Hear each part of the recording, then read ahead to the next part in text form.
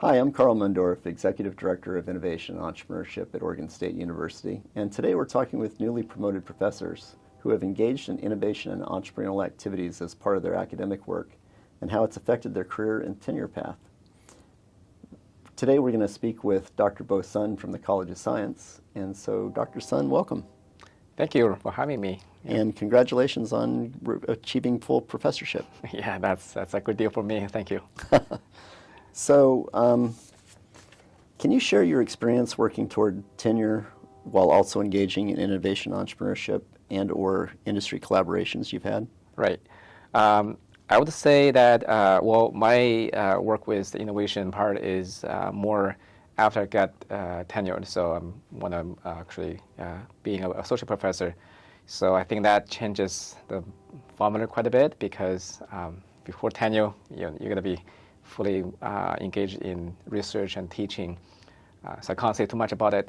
But as an associate professor and promoting to full professor, I find getting involved in innovation, commercialization, and collaboration with industrial partners is very, very fruitful. So I benefited quite a bit from it, and I also learned quite a bit from it. Okay. So based on that, then what programs from the Advantage office did you utilize or participate in? Like, have you done an invention disclosure? Have you utilized some of the iterate, accelerate type programs, or what did you participate in? Well, basically, starting from the disclosure of the invention, I have people from the office babysitting me all the way through and to file the patent. So I'm very grateful about that. It's because I don't know anything about it, but they have really walked through me all the time.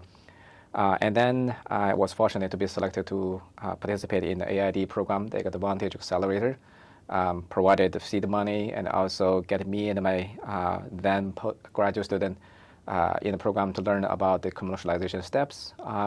That's what I participated in, but it was very, very helpful. Okay.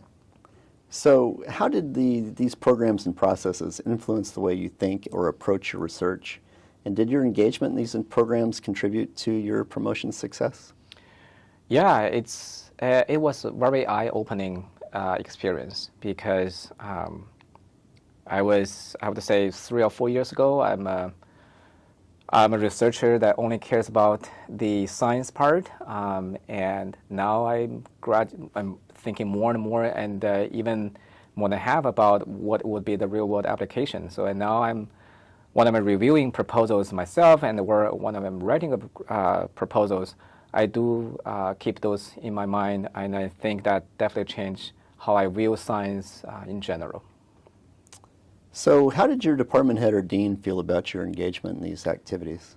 They have been very supportive.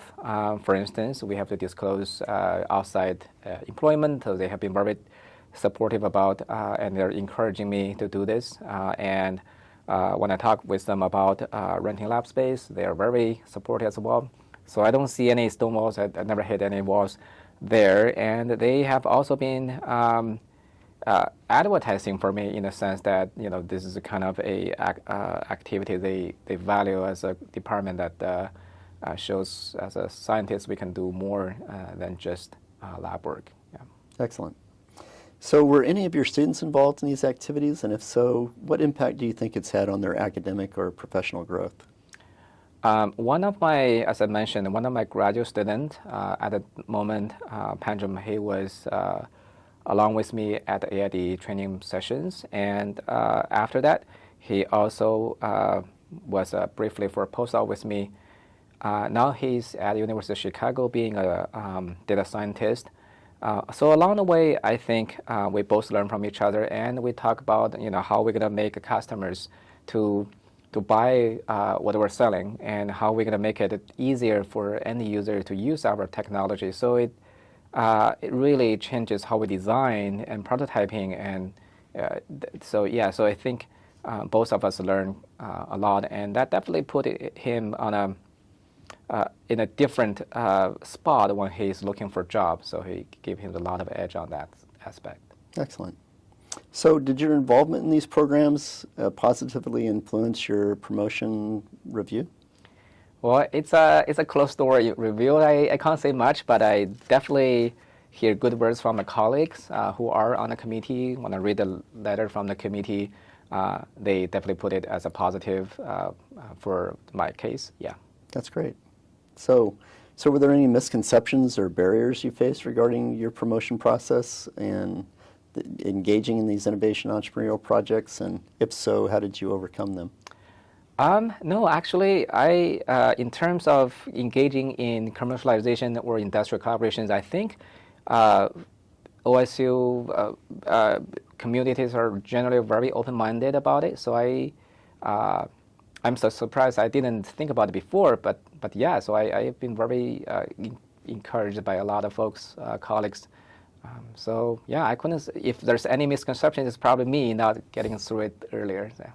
That's terrific. So what would you say to your fellow researchers about the benefits of participating in the OSU Advantage programs and engaging in innovation and entrepreneurial activities? Yeah, as I said, I think nowadays, if I see it, the funding landscape and as well as the way we're teaching students are shifting towards a more and more embedded with community, embedded with real world. So it is a good idea to start participating in one of those sessions. Even though you don't have a solid invention, it is still a good idea to learn from these aspects. So I would say for my fellow researchers, if you get a chance to do it, please do it. And because the benefit is not just you have maybe you're lucky you could get a successful company running through it, but even if not that step yet, you still learn quite a bit from the benefit of your own academia research. Excellent. Well, thank you and congratulations again on your promotion. Thank you so much, Carl. Thanks for being here today. Yeah, thanks for having me.